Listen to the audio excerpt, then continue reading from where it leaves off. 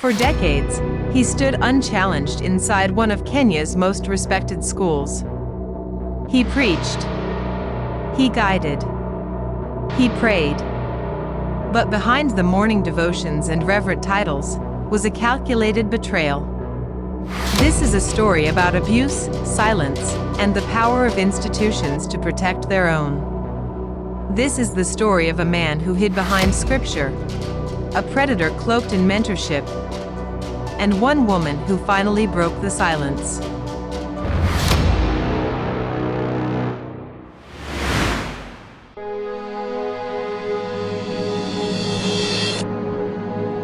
Founded in 1949, Alliance Girls High School, nicknamed Bush, is one of Kenya's most prestigious and respected national schools. Known for academic excellence, discipline, and leadership, it has nurtured generations of young women destined to shape the nation. It is a place where values matter deeply.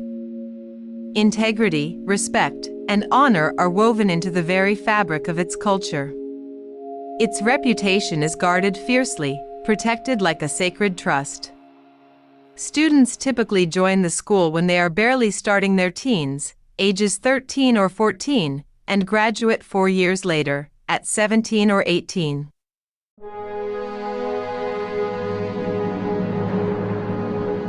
Peter Ayiro was born in 1975 to Pastor Ayiro. He was the firstborn of 4 sons. Naturally, growing up in a Christian family exposed Peter Ayiro to the Christian doctrine. He knew the gospel very well. Peter Ayiro arrived at Alliance Girls High School in 1999, when he was a young man. He was only 24 years old and a graduate of Kenyatta University. He lived in teachers' quarters on the school compound, in house number 30. A teacher of German and history, he was immediately embraced by the school community. His charisma, his seeming devotion, and his role as a mentor made him a respected figure. In 2003, Ayiro founded the Morning Devotion Program, a daily gathering where students were encouraged to pray, reflect, and find spiritual guidance. Soon after, he became the co-patron of the school's Christian Union, CU. This is a student-led Christian organization that focuses on fellowship, Bible study, prayer, and evangelism on campus. Later, he became the lead patron, a position that placed him at the heart of students' spiritual lives. It was in this position that he befriended the young impressionable teenage girls, blurring the lines between teacher and student. Those in his inner circle got perks that others could only envy. For instance, he would praise them in front of other students, take them off campus in his own personal vehicle on unofficial school business, and they got to spend time with him in his office instead of studying in the evenings. For many students, Mr. Ayiro was more than a teacher. He was a leader, a guide, a man of God. Even after graduation, some students kept in touch with him.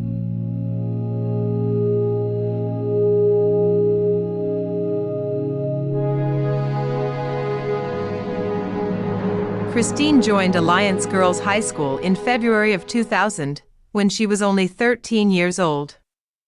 By the time she left in 2003, she was 17 years old. To her, Mr. Ayiro was more like a friend. After graduation, she joined his church, where his father was the pastor. She saw Mr. Ayiro on a weekly basis and was involved in youth leadership at the church, serving, planning events, and participating in group activities. One day in 2006, there was a mentorship event for students. Mr. Ayiro invited Christine to the event, suggesting that since the event was on a Monday, she should go to his house on Sunday, spend the night, and start Monday at school. He was 31 and she was 19. Unbeknownst to her, Ayiro had other intentions. Once she arrived at his house, there was a physical encounter of a sexual nature, although no penetration occurred. Afterwards, Ayiro pulled away from her and became cold.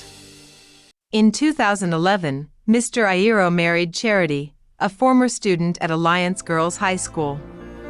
His standing in the community only grew stronger, solidifying his image as a devoted family man and spiritual mentor. But the darkness did not fade. Other allegations involving his close associates began to surface. For instance, Ken was accused of soliciting sex from young women connected to Alliance Girls. Now, Pastor Ken Gomeri, a popular preacher in the high school Christian ministry circles, has been linked to sexual misgivings, heightening concern on the safety of the youth.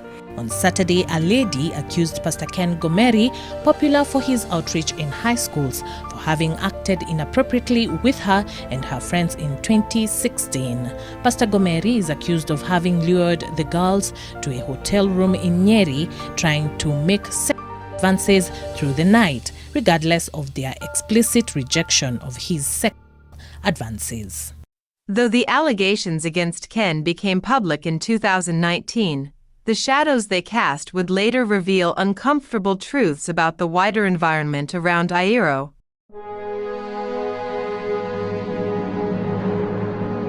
Ruth left Alliance Girls High School in 2019. She had not been as close as others were to Mr. Ayiro. However, she recalled that few times when she was still a student, he would hug her intimately and at times scratch her palm during a handshake. This palm scratch is widely associated with solicitation for intimate encounters. As a Christian, she started sending out daily Bible verses to her phone contact list. It is unclear how she got Mr. Ayiro's contact information, but he was on her recipient list.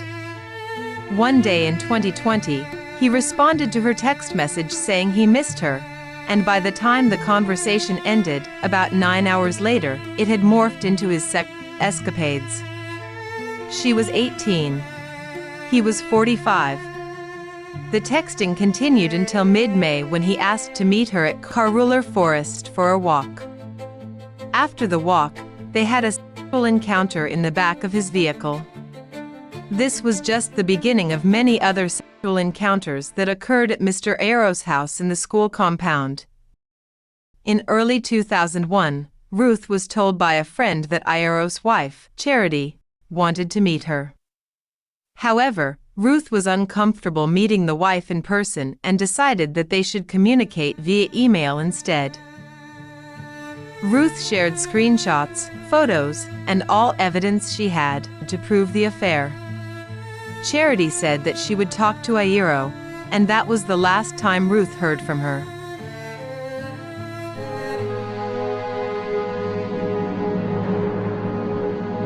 Mo joined Alliance Girls High School in 2014 when she was 14 years old. She participated in music and drama festivals and was part of the Christian Union. Ayiro was the patron of both the drama club and the Christian Union, which meant that he practically saw Mo daily. They grew close, and Mo shared personal struggles with him, making her feel valued. He even left her cards with words such as, "Thank you so much, you're a blessing." The lines became blurrier with each encounter. At first, they were rating women, then Ayiro would talk about what turned him on, what he liked in women. He later started calling her babe. After graduating in 2017, Ma went back to Alliance Girls in 2018 for a weekend challenge where former students had been invited. Ayiro hugged her, and when all the other girls had left, he pecked her on the cheek and told her he had always really loved her. They kept in touch after the event, and Ayiro kept inviting her to other events in and outside the school. One day in June 2019, Mr. Ayiro invited Mo to an event where he had been invited to preach. As he had done with Christine, he asked if she could spend the night on Saturday, then they would go to the event the following day. Mo agreed. That Saturday, as they were in CU, there was a blackout and the session ended early. Mr. Ayiro walked Mo to his house on campus, where she was to spend the night. As she was ready to hug him goodbye, he leaned against the table and asked her to come. He held her close and rubbed her back, with his hand under her sweater, caressing her and kissing her. He then stopped and left to go to his wife. Mo had never been with a boy prior to this incident. She was mortified. In October of 2019, he invited her to a movie. She agreed and picked an action movie. According to her, this would have been less intimate. However, as they sat down to watch the movie, he touched her thigh and took her hand and put it on his crotch. After the movie, he opened the back door of his vehicle, a sign that has been interpreted as a precursor to an intimate session. Mo refused and sat in front instead. Mo says that she had other business to attend to, but Ayiro insisted on giving her a ride. Eventually she gave in and he gave her a ride.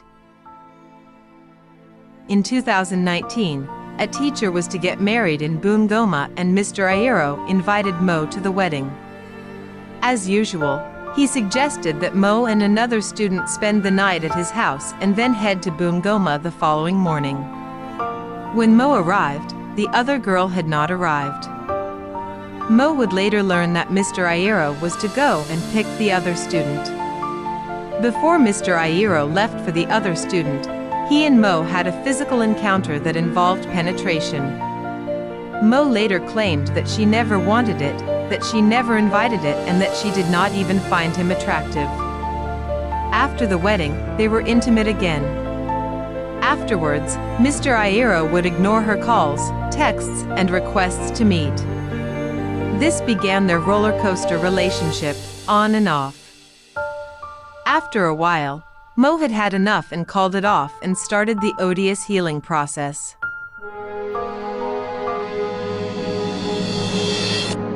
For every accusation, there is a defense. And for Peter Ayiro, it begins not with what was done, but with what wasn't. No charges have been filed as of now. No formal complaint was ever filed, according to the school board. Despite years of whispers, despite the stories shared in private journals and late-night text, Peter Ayiro continues to walk freely. Legally speaking, he is innocent until proven guilty. From a legal standpoint, his defenders might say, there was no physical force. There were no reported threats. All cases involving penetration were with women who were above the age of consent. Some might argue that blurred boundaries are not the same as criminal ones. That the relationship was complicated, even regrettable, but not unlawful. Others would question, what about memory? Time? Perspective? 10 years later, how clearly can any of us recall the exact words spoken, the power dynamics felt, the choices made? Was this really grooming, or was it mentorship misunderstood? A defense attorney could paint this as a tragic miscommunication. A spiritual leader who got too close. A man now on trial in the court of public opinion, without the due process of law. And if the system truly failed, was it a personal failure or an institutional one?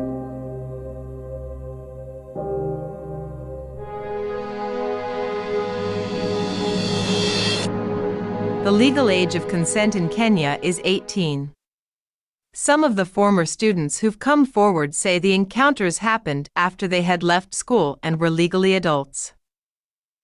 On paper, this might seem to remove the issue from a purely criminal lens of defilement. However, legality doesn't always mean ethical or free from abuse of power. Even if the students were legally adults, there are still serious ethical concerns. First, grooming often starts before any physical or sexual interaction. It involves building trust and emotional dependence, sometimes over years, and often when the victim is still a minor. In Ayiro's case, reports suggest that he began cultivating emotional closeness with students while they were still in high school and while he held a position of authority as a teacher, Christian Union patron, and drama mentor. Additionally, even after they turned 18, that power imbalance didn't simply disappear. These students had been conditioned to revere and trust him. Some saw him as a father figure or spiritual guide. In such cases, consent becomes murky because it's not fully free. It has been shaped by years of manipulation, mentorship, and emotional entanglement. The argument that the women were not his students at the time may be legally relevant in determining charges like abuse of office or professional misconduct.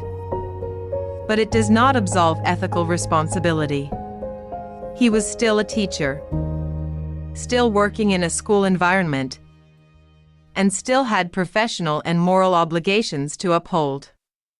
More importantly, he used relationships cultivated while they were his students to pursue them later. That falls squarely within grooming and predatory behavior. Even if some of it falls outside the narrow scope of criminal statutes, criminal culpability might depend on age, timing, and available evidence. That will be for the courts to decide. From a moral, professional, and institutional standpoint, culpability is clear. A teacher using his position to groom students, even into adulthood, for eventual sexual relationships is a profound breach of trust and ethics. If institutions fail to address such behavior because it skirts technical legality, the real question becomes, what kind of protection are they offering students?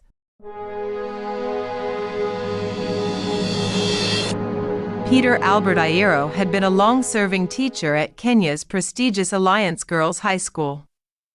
He became the center of a major national scandal following disturbing allegations of sexual misconduct following an exposé published in July 2025 by Africa Uncensored in collaboration with journalist Christine Mungai. The claims span decades and involve students he mentored through extracurricular roles such as the Christian Union and Drama Club. The revelations sparked national outrage, prompting the Teachers Service Commission to suspend Ayiro for 30 days starting July 15 while investigations continue. However, many people, including Kenya's Principal Secretary for Education, Julius Bitok, have argued that suspension is insufficient.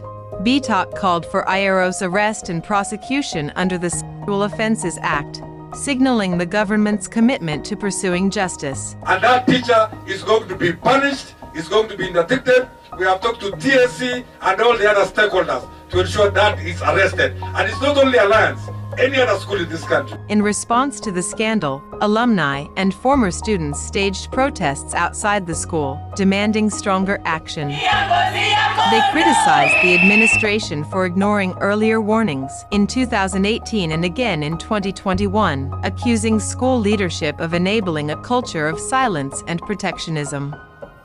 Advocacy groups also stepped in, calling for accountability not only for Ayiro, but also for any staff who may have covered up the abuse.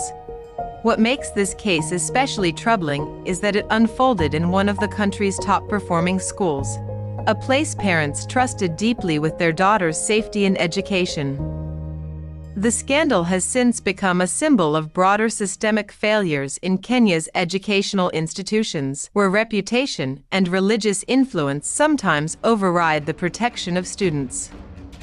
If such abuse could persist for decades in one of Kenya's most respected schools, how many other stories are still buried in silence? And if Peter Ayiro is not prosecuted, can there truly be justice, or even hope for the survivors?